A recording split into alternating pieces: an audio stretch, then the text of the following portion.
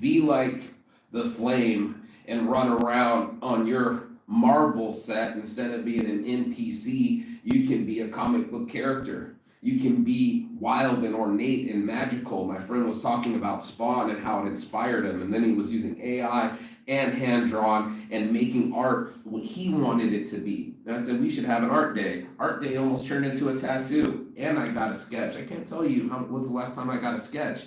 And I'm like, I've always been a tagger, I've always been an artist, and here's a free thing that the universe gives me to express myself, and I do it mostly digitally.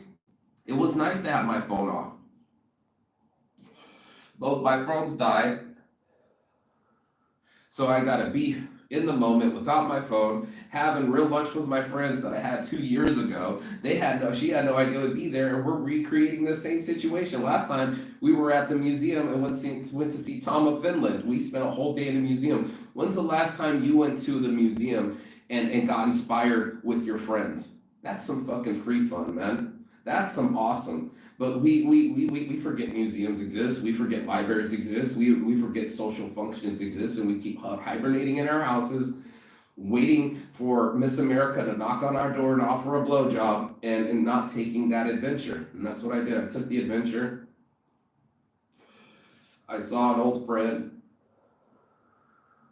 I went into a nice sauna. Never saw a naked Finnish man get so naked in my life. He's like, oh, sauna? He started taking off his clothes in front of me. I'm like, this is such a culture shock. Finnish people, yeah, let's talk. Hey, let's go get naked and go get into a sauna. Sauna?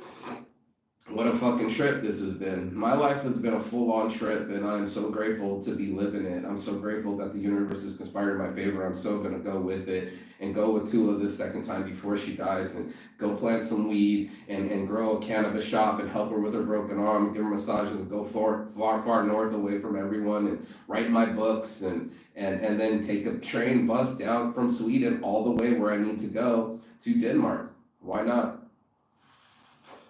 Why not go in a direction I've never gone before? We were at the cabin. That's the farthest north in the hemisphere I've never been. I've always wanted to go to the Laplands. I've always wanted to say I've been in the Arctic Circle. And especially now that it's coming springtime, it's going to be so perfect weather and untouched nature and beautiful blossoms